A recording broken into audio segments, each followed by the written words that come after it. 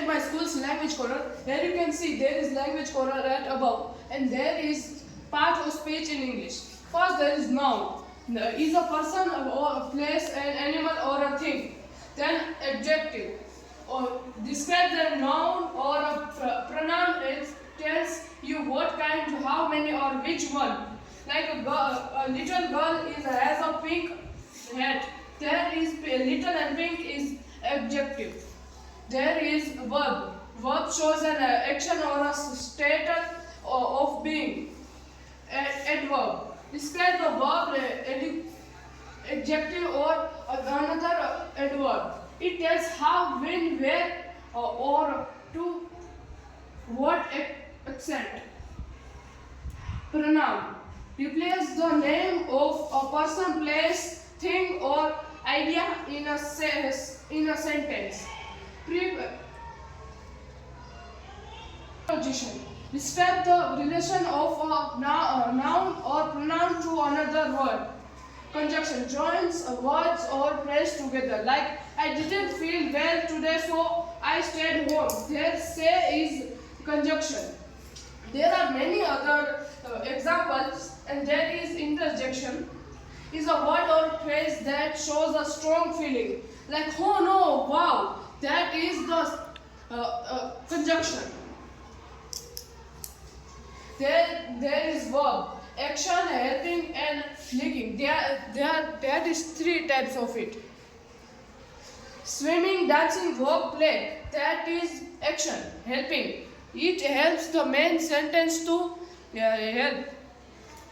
May, must, might, be, being, been, am, is, are, and etc. Then linking. It connects 2 sentences together. Be is, am, where, was, are, been. That was it. There is how to tell the time in English. Here you can see there is o'clock, 5 past, 10 past, quarter past. There is many more, and there is example of 2 p.m. like it's 2 o'clock, it's 5 past 2, and there.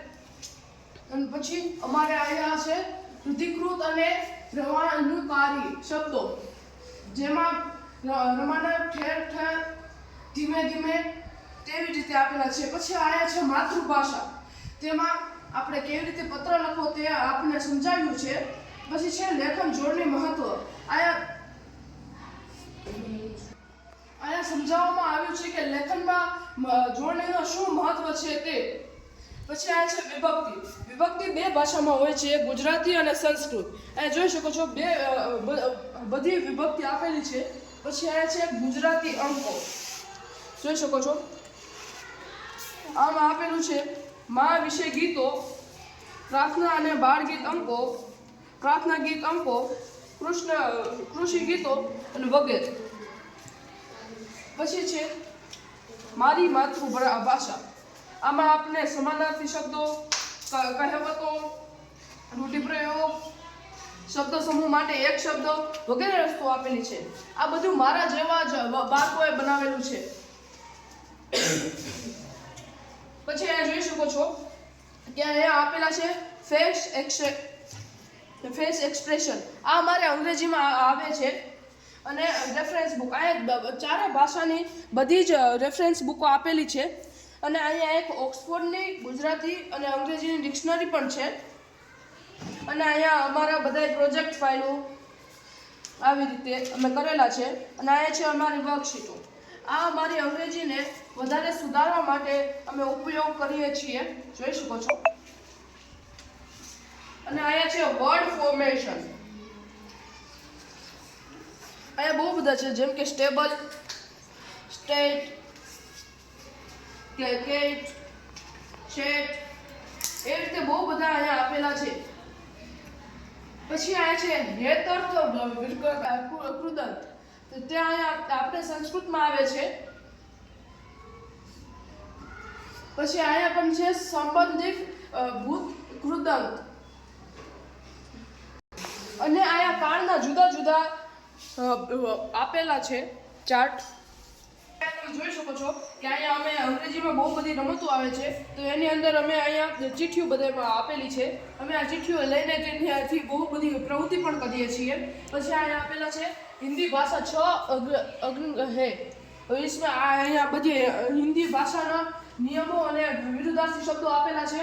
પછી અહીંયા છે ગુજરાતી ભાષાનો વિશેષણના પ્રકારો, ક્રિયા વિશેષણ, સંજ્ઞાના પ્રકાર અને સર્વનામના પ્રકારો. તેવી રીતે અને અહીંયા છે એક ડાઇસ અમે રમવા માટે વાપરીએ છીએ. આ ડાઇસમાં અમારે બહુ મોટા ચાર્ટમાં રહેતું હોય, પણ આ ઉદાહરણ માટે અમે નાના ચાર્ટમાં આપેલું છે. તો એ જોઈ શકો છો કે આ ચાર્ટમાં જો કોઈ છોકરા ઉદાહરે 3 આવે તો 3 નંબર ઉપર અહીંયા છે વોટ્સ યોર ફેવરેટ બુક, એટલે તમારી ફેવરેટ કિતાબ કઈ છે. તો પછી તે એનું નામ લખે છે અને તે રીતે અમે આ ગેમ રમીએ છીએ. જોઈ શકો છો કે અહીંયા બધા અમારા મિત્રો બેઠા છે. તો તમે જોઈ શકો છો આ હતો અમારો પેસેન્જર શાળા કુકાઓ એકનો ભાષા કોર્નર.